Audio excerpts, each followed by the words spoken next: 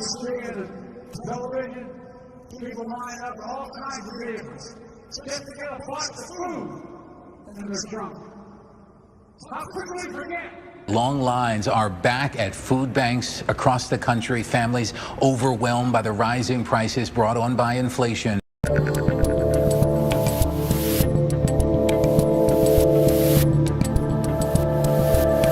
How we doing, people? It is July 18th, 2022.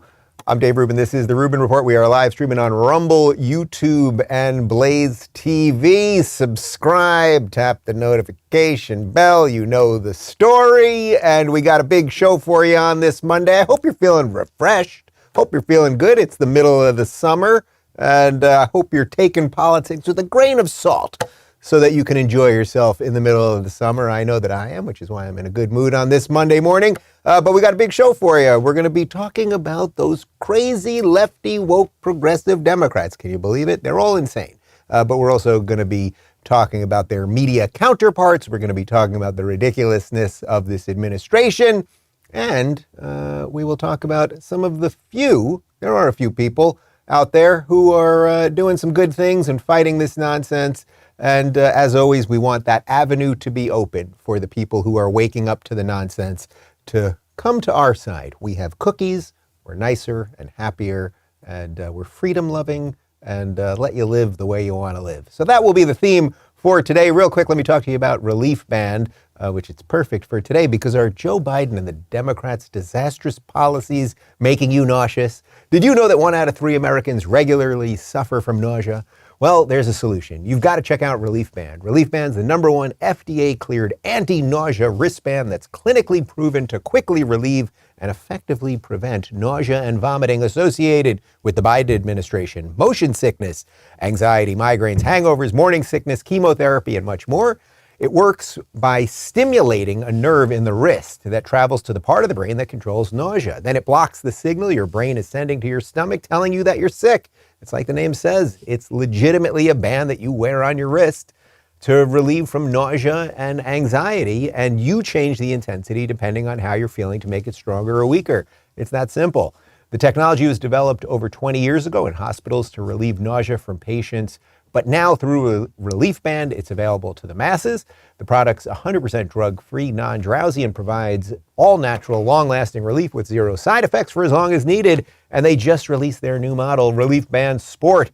The Sport is waterproof, has extended battery life, and can attach to your Apple or Android watch. So if you're finally taking that summer trip or just nauseous from everything going on in the world, I've got good news. Right now, you can join over 100,000 Reliefband users for an exclusive offer just for our listeners.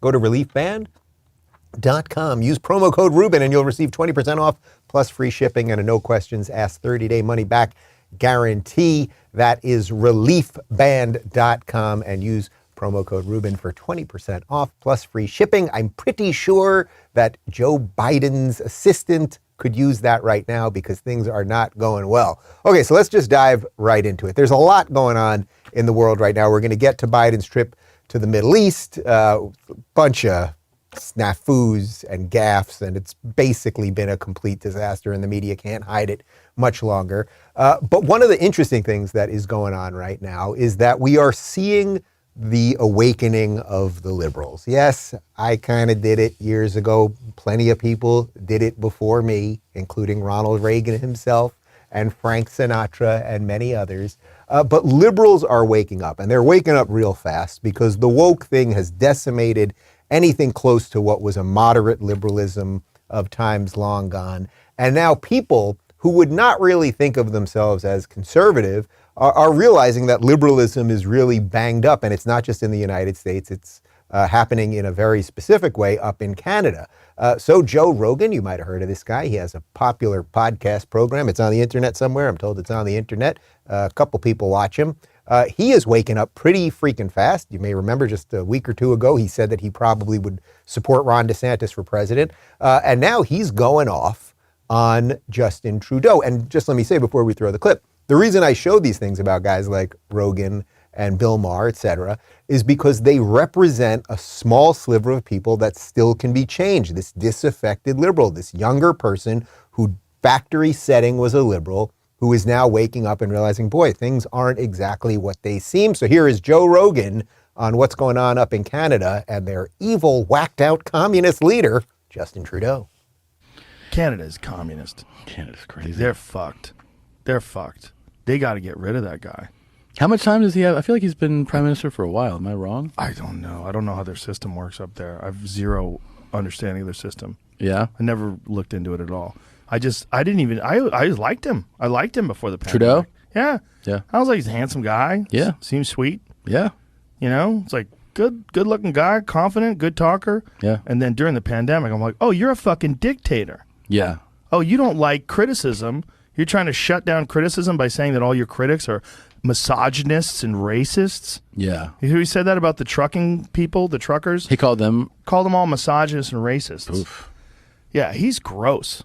He's a sketchy guy. Yeah. And he's got some fucking shaky deals. I would like to see like where the money is coming from. Like why do you want everybody to get injected every 4 months? They don't need that anymore. Like what do we do? Okay, so to be clear, I am not showing you that, telling you that it is the most incisive political commentary ever. But it is interesting that Joe Rogan, and again, this guy is the biggest podcaster. It's bigger than the Rubin Report, it's true. He is the biggest podcaster in the world. He's saying, hey, I don't know much about this Canada guy, this guy up there. I don't pay much. Americans didn't pay much attention to Canada before all of this lockdown craziness. And he's saying, oh, the guy has nice hair and he wears nice suits and he speaks nicely. But what happened, which is what often happens to these liberals, they're not really liberals, but these liberal leaders, is they get unmasked. The second you scratch a liberal, a progressive, you find a deep authoritarian. And that is exactly what has happened with Justin Trudeau. It's exactly what's happened with basically all of our blue state governors and mayors, et cetera, et cetera. You guys get all that. But he's saying, Rogan is saying, hey, I don't know much about this, but I do know a little something about freedom. And this guy, when the truckers were out there, and you guys all remember the Canadian truckers, we covered it quite extensively, when these truckers were out there saying, hey, we want to just be able to do our jobs, we want to be able to deliver goods, we want to keep the economy going, and you're demanding we get injected with your experimental vaccine, you're demanding we get injected with it so that we can leave the country via plane. You're locking us down. I mean, they had Toronto, Montreal, all over Canada. They had some of the most draconian lockdowns. There's still vestiges of it all over Canada. They have far more damage than most Western countries. And they don't have the defenses, whether it comes to free speech or your ability to defend yourself, that we have here in the United States. So showing this really bleeds into a broader time where the left is now losing credibility from sane liberals, right? That all of these people, you look at a Justin Trudeau, he looks a certain way, he sounds a certain way, oh, he must be a good guy. Turns out not to be a good guy. You look at, say, Gavin Newsom in California, he looks a certain way, his suits fit, he's got slick back hair, but then you scratch him a little bit, you find the worst sort of authoritarian leader. We're going to get to DC Mayor Muriel Bowser in just a second, Biden, the media, et cetera. It's like all of these things are being unmasked right now. We're in an unmasking phase, and I think the challenge for the rest of us that are just freedom-loving people, it's like, how do we take these refugees? Because they're worried, right? They're going, oh my God, can I be a conservative or a libertarian or just not a knee-jerk lefty? Could I be that? I thought those people are all racists and bigots. Turns out that we're not. It's wild. It's weird, wild stuff. All right, so we're going to get into all that. Let me talk to you about real estate agents I trust real quick. You know, buying or selling a home is already one of the most stressful things you can do, and it can be 10 times worse if you're not working with the right agent. Generally speaking, our homes are our biggest investment. That's a ton of responsibility, and you need an agent who takes that seriously, which is exactly why I recommend Real Estate Agents I Trust. They work with only the best agents in every market. They do their homework, talking to every agent before inviting them to join their network. And here's a big one. They only work with full-time pros, no part-time or inexperienced agents. Their team makes the introduction and then follows you through the buying or selling process to make sure that you're satisfied. The agents they work with have long track records and are the best sellers in their field. They're part of this audience. They share your values and they're almost anywhere you want to go. Just go to realestateagentsitrust.com, provide them with some basic info. They'll contact you to make an introduction to an agent in your town. You move and you live happily ever after. Pretty sweet. So, okay, speaking of lefty leaders that seem nice on the outside, that are pretty boys, that have nice hair, that wear suits that fit, that often have fancy socks, that have nice teeth, but beneath all that turn out to be really horrible people. We now have to talk about California Governor Gavin Newsom. And that means that I have to put money in this jar because I'm mentioning California and Gavin Newsom. Soulless, extra 5 today, soulless Gavin Newsom, the American psycho of politics, someone who will say and do anything, absolutely anything, to attain power. Someone who, as we showed you on Friday, when Joe Biden was out of the country, magically showed up at the White House to meet with Joe Biden's wife, Dr. Jill Biden, and meet with the vice president. They are planning a slow motion coup, Joe, you just don't know it. Well, anyway, Gavin Newsom was in the news not only because he showed up at the White House, but he did an interesting interview with LA television. And also he's been going after Ron DeSantis, and he dares occasionally say the word freedom, which is a word that should be banned from his mouth because he does not believe in freedom at any level whatsoever. Well, he did an interview a couple days ago on LA TV, and it turns out that in about a week from now, it's looking like LA is bringing back mask mandates. Yes, what a time warp we live in. Well, he was asked about that. LA County has moved from medium to high risk for the spread of the virus. The nation's most populous county is preparing to bring back an indoor mask mandate if the COVID surge continues. This morning here in LA County, the nation's largest county, home to 10 million people, we could be 2 weeks away from reinstating an indoor mask mandate here. And LA County looks like it's about to put in a mask mandate back when the rest of the state is not. Yeah. Does that make sense to have certain parts where you can literally go across the street, you got to wear a mask, and other places where you don't? Is that a good policy at this point in the pandemic? Well, look, localism is determinative. It's just a bottom-up frame. At the end of the day, I keep reminding people, because I keep reminding myself, California is the size of 21 state populations combined. The conditions up in Northern California near the Oregon border are very different than they are in the southern part of the state. And so I do believe in regional approaches. I do believe in flexibility at the local level. Now you see the exact opposite, mandates denying flexibility at the local level coming out of other states. We believe in a different approach. So I think that needs to be tailor-made through the elective process and the deliberate process at the local level. I do think that's more appropriate. Okay, I want to be very, very clear and clean with my words here. It is my belief as a free citizen the United States of America, that Gavin Newsom does not have a soul. I think it is possible that he is not a human being. I think perhaps he is some sort of Cylon or alien, or maybe was created in a lab somewhere, but that is not a human being. His ability to lie with clearly no thought into what his actions are and how they differ from his words is absolutely incredible. So he believes in localism. He locked down his entire state. Now, when they're trying to bring back mask mandates, then he's sort of into it. Oh, yes, they should be able to do it. They're deciding what they do locally. But let's just flash back to a year ago. If one of those counties up near the Oregon border had wanted to not lock down, he would have been all over them. So he's a liar. The idea that he cares about bottom-up governance is a complete lie. He loves big government. He loves high taxes. He loves more power for himself. Did he believe in localism when he was dining at French Laundry without a mask with lobbyists? Did he then, when he was locking everybody else down? Didn't stop him from spending $30,000 on booze at French freaking Laundry. I don't know how you can, I've said this before, I don't know how someone, look, we can all make mistakes. We can all regret decisions we've made. We can all evolve politically. Certainly all of those things are possible. He is nothing other than a high-level fraud con man. Everything about him, everyone needs to know it. You need to tell all your friends because he's obviously on his way to the national scene right now. They are trying to figure out a way when they get Biden out to make him VP, and then maybe they'll push Kamala out so he'll be the Democrat nominee in 2024 so that they can actually push California policies all over this country. He has demolished California. California in the last 2 years had never once had a net loss of population.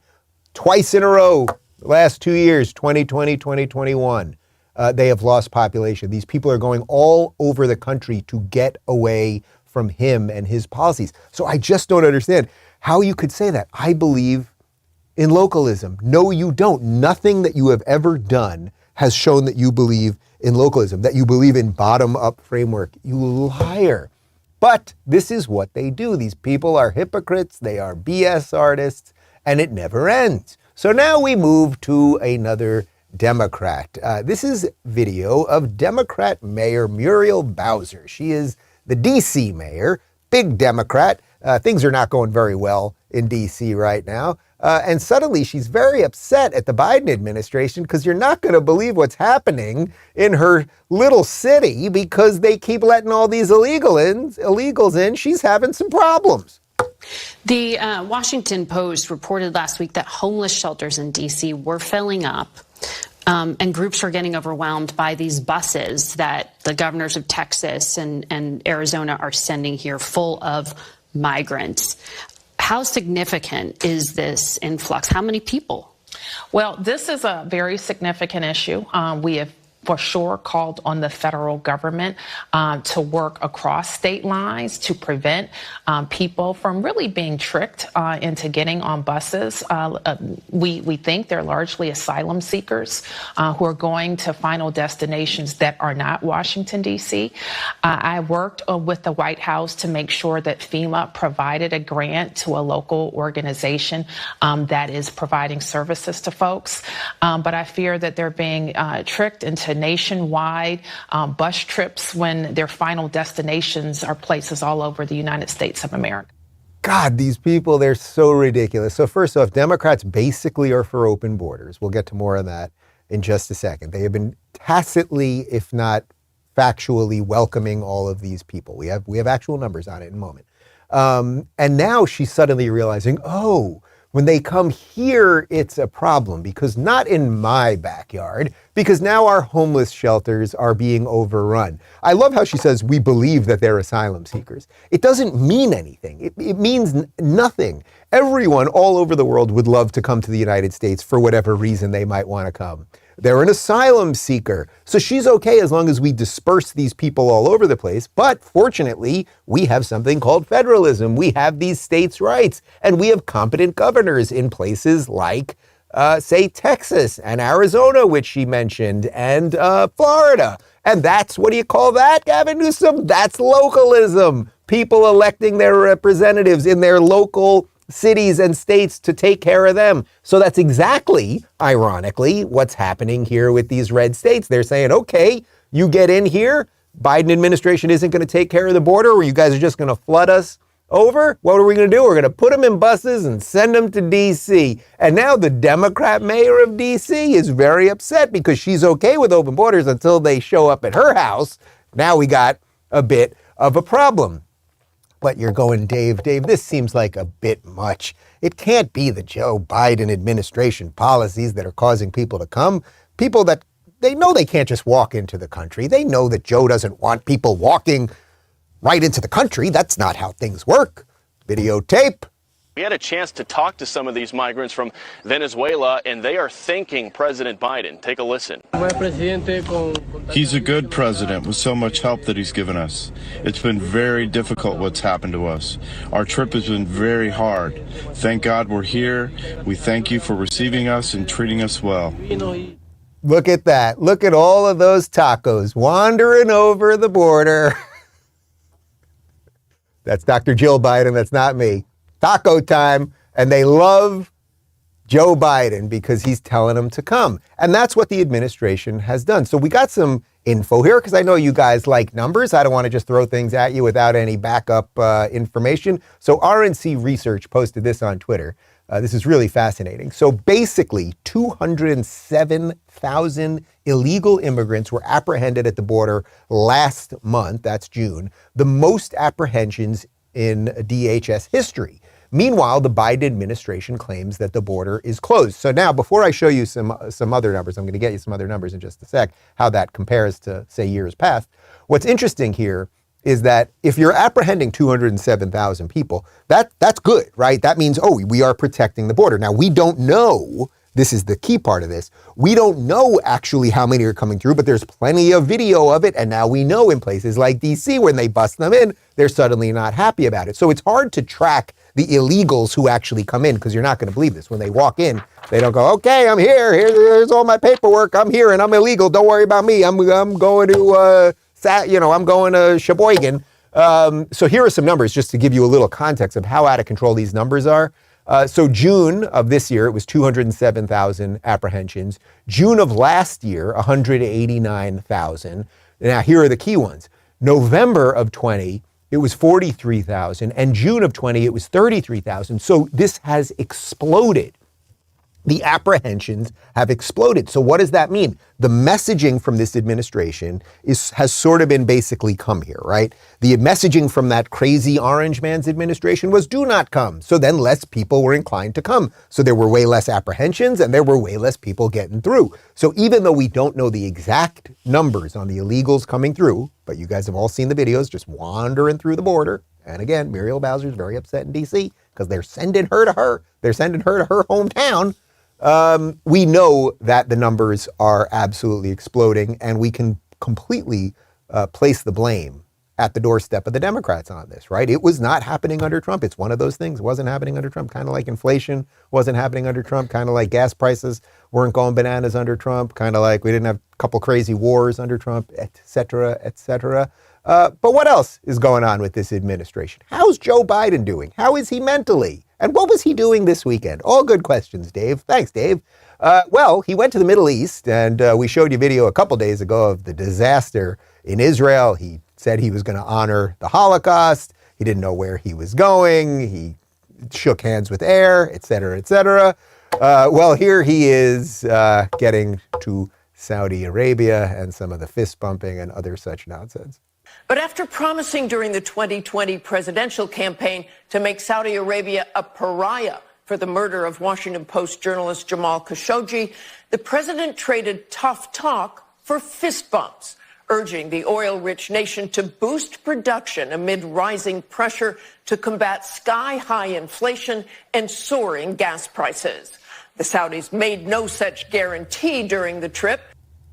Okay, so to be clear, he met with the guy that he said he wasn't going to meet with. He fist bumped him instead of shook his hands. Then he asked them for more oil, even though we have plenty of oil here. If he would just say, turn the gasket on that thing. We could have also got the Keystone Pipeline going and a whole bunch more. But it gets worse.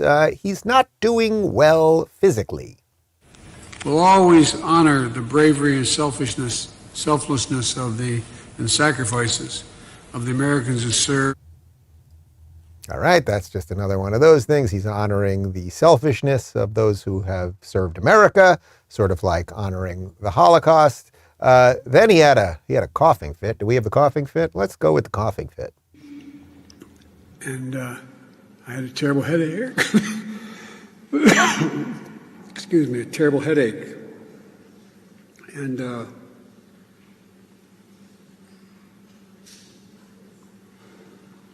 sorry. You know, it's funny. We're all sitting in the room and we all kind of laughed at that one when we showed it, when we did our run through before the show. And now, look, it's sad. This is not how it's supposed to be. This should not be the president of the United States. I like old people. You guys know my feelings about the Golden Girls, okay? This whole thing is not how it should be going down.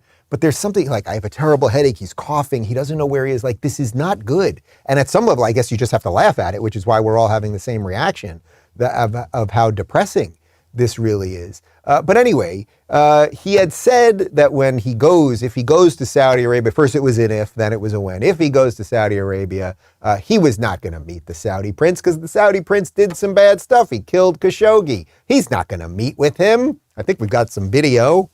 I'm not going to meet with MBS. I'm going to an international meeting. And he's going to be part of it, just like there were people part of the discussion today.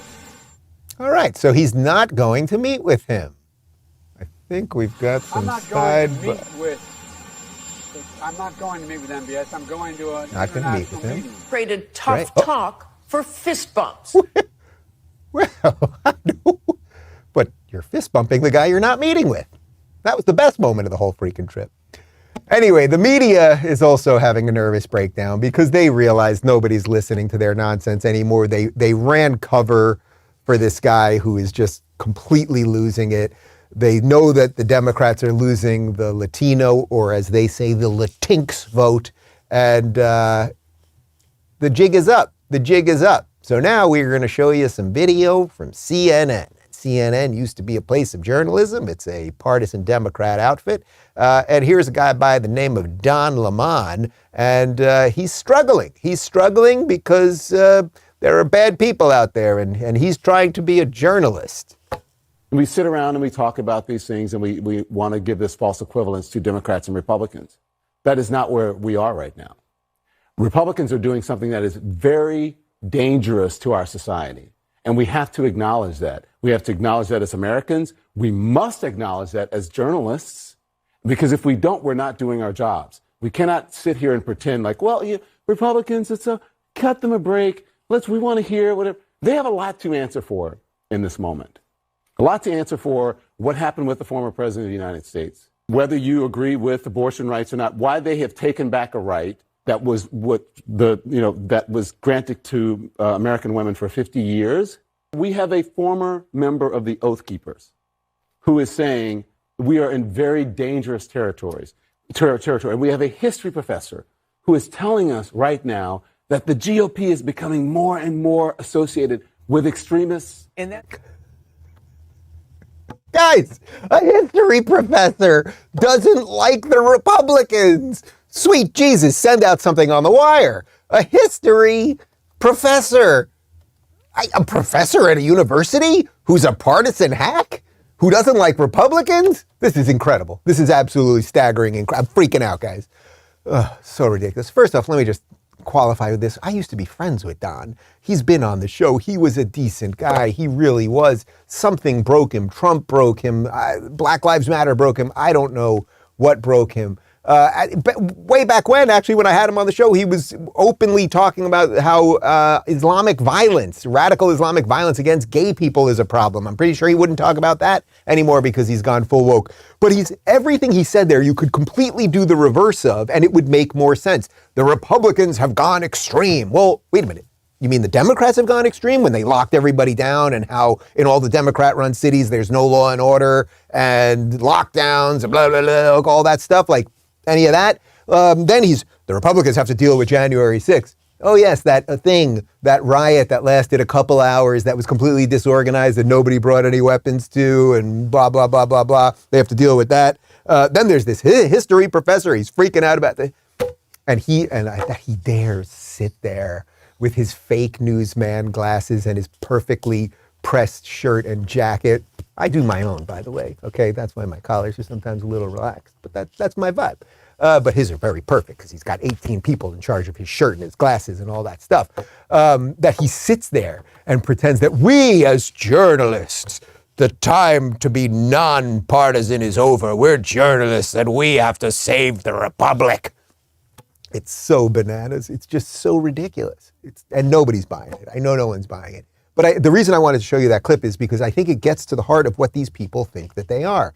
They think, oh, perhaps there was a time when we could have been honest. It's just so odd that he's saying it out loud. Maybe there was a time where we could be honest. Maybe there was a time where we could debate things. But now there's so many Nazis over there. There's the January 6th thing. There's a history professor over there. We've got to do something to save the republic.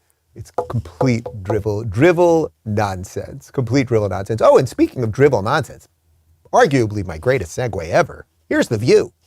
And there are Trump donors who are now giving to DeSantis, meaning they're giving to his, quote, re-election campaign, right, for governor. But they know he's raising much more money than he's actually going to need for the governor's race. And as a result, he's going to have this huge war chest at the end of this re-election campaign. Guess where that's going to go? You were saying he's got about $200 million? He's going to have about $200 million probably by the time of the election. He's got 125 Who are these people giving money to these people? Well, and by the way, Sonny made a good point for folks who aren't familiar. What a lot of these apps and websites do is you click to give once and it actually signs you up to recurringly give. It is so unfair. It is a grift. People it is are losing terrible. their homes. They're losing What a surprise. There's a grift involved in this. Oh, a lot of the people are giving to Lord. Okay. Do we have to do DeSantis 101? He kept the state open. Florida is thriving. He is defending free speech. He is stopping the ever-encroaching federal government. He's making sure we don't get flooded with illegals. He is doing all of the right things. Like if you got a checklist, the right things, bam, he's just checking them off every day. That guy goes to bed and puts his head on the pillow knowing that he did good work on any given day. And I'm telling you, I am meeting so many people here of every walk of life that are so appreciative of DeSantis and being in Florida and doing it right. So they're upset that he's raising money. Now, why is he raising money? Now, first off, he doesn't need $200 million to win his reelection here, obviously. He's running against this guy, Charlie Crist. Charlie Crist used to be governor of Florida. He was a Republican governor of Florida years ago. Now he's a Democrat. He's also a closet case. People used to talk about that, but now I guess they don't talk about it anymore. He has absolutely no support. He's an inauthentic weirdo. He's just, there's nothing there. So DeSantis obviously is going to crush it. And I would say in many ways, DeSantis already is the president of the United States in a certain regard. He's not president by title, but he's president in terms of the president is supposed to be the leader of the country. And if America is still a free nation that is ruled by law and the founding documents and all those things, then Ron DeSantis basically is the president already.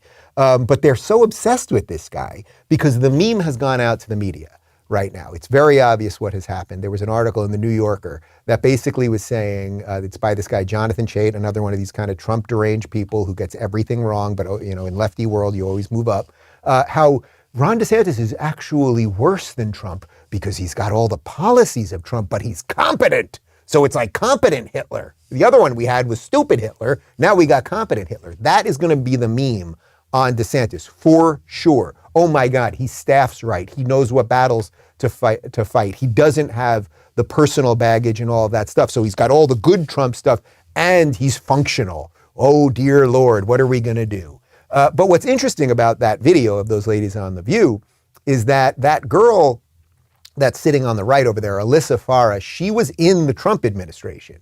Okay, so she was in the Trump administration, but now she is making a career going after Trump, going after Republicans. She's the perfect pet Republican, right? These people that go on MSNBC, they go on The View, they get pat on the head, they get a cookie, and they have no shame. And she calls Ron DeSantis a grifter. The people that are giving Ron DeSantis money, they're giving him money because it's money well spent. It's a rare moment where actually giving money to a politician is money well spent because you are helping someone strengthen their ability to defend you, not rule over you. It is a distinction that is lost on these clown people. But anyway, this Alyssa Farah, who is now becoming a media darling, she's on CNN and she's on The View and she throws all of her former colleagues under the bus and she pretends she has nothing to do with Trump and all of those things. Well, she's getting a sort of nice moment with the mainstream media, but she doesn't realize that they are going to destroy her too. And Sonny's sort of trying to tell her. I'm very curious as to Alyssa's opinion on this because she probably knows Bannon and all the other crazy people she used to work with. So I'm very curious as to what you think. Well, deal with the devil, lady. That's what you signed. You signed a deal with the devil. They will keep you around while you are useful. And the second they are done with you, oh, you were a Trump person. You ushered all this in, blah, blah, blah. So good luck on your little contract for the next year or so, but this will not end well for you, Alyssa Farah. But if you want to do the show and talk about it, I'm all ears. But let's contrast the craziness of The View and these people who are very upset that there are people who actually care about freedom and liberty in this country with people who actually do care about freedom and liberty in this country. Here's Ron DeSantis. Some of the people in Washington, like, can we actually agree that women get pregnant and not men? Because they don't seem to say that. I mean, it's just unbelievable, some of the stuff that you're hearing about that. Not to be a dick, but women can get pregnant and men can't. See what I did there? Not to be a dick. Yeah, it's true. And that is a statement that, say, I don't know, 4 years ago would not have been controversial. Imagine, I was thinking about this weekend, actually. Imagine, just picture your grandma. Picture your grandma and grandpa on either side. Can you guys do it with me in this room? Let's all picture our grandparents. Now picture your grandparents at, say, 30 years old. And imagine them being told at, say, 30 years old that men can get pregnant. How do you think grandma would have reacted? back then? How do you think Grandpa would have reacted? Do you see, this is what the destruction of logic and reality and everything else. They would have known it was bullshit. They would have gone to Europe and fought a war over it. Oh, you telling me that dudes can get pregnant? We're going to Normandy. You understand? That's what they would have done. Instead, we sit here and take it from these genderless, queer whack jobs. That's what we do. But we are fighting back. Ron DeSantis is fighting back. That's why things are going so well here. And it's not just that he's fighting back just against the assault on biology. He's also fighting back on this lunacy being taught to our kids in school.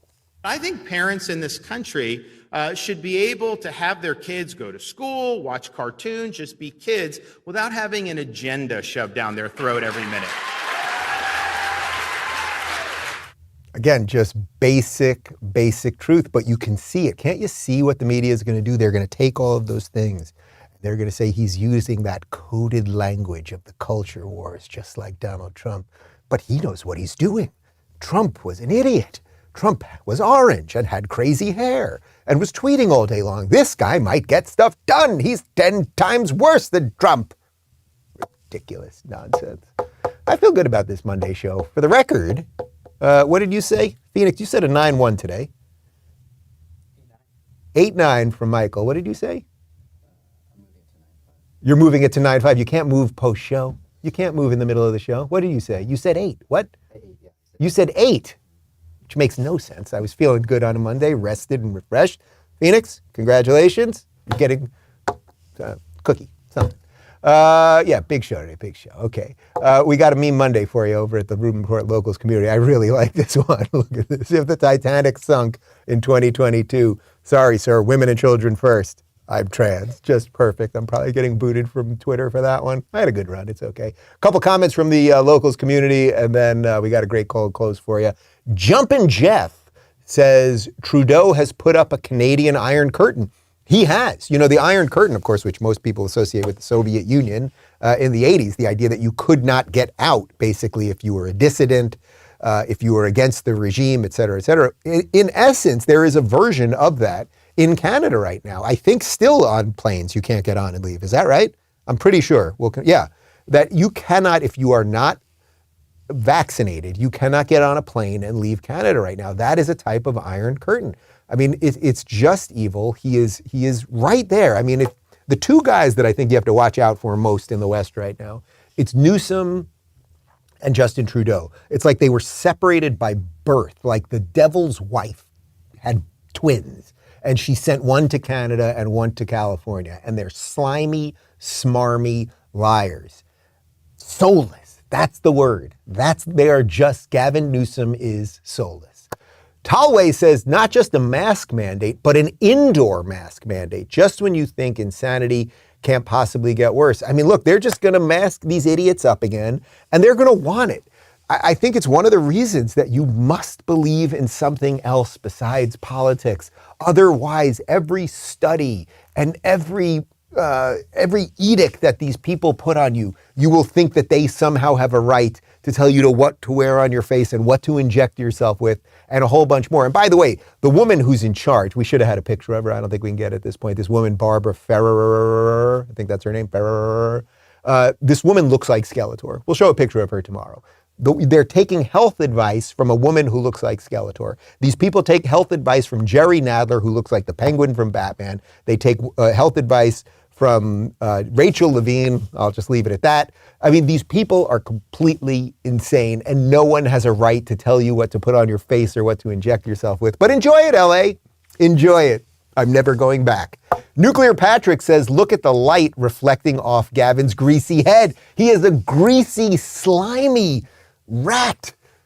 I don't like him. If you'd like to play along and comment during the show, you can go to rubinreport.locals.com. The full interview with Patrick Bet David, who's just a great thinker and businessman and gets what freedom's all about. Great story. Immigrant from Iran. Really great. I fully enjoyed it. Is all across platforms right now. And finally, we leave you with the elderly man pretending to be the president of the United States. Have a nice day.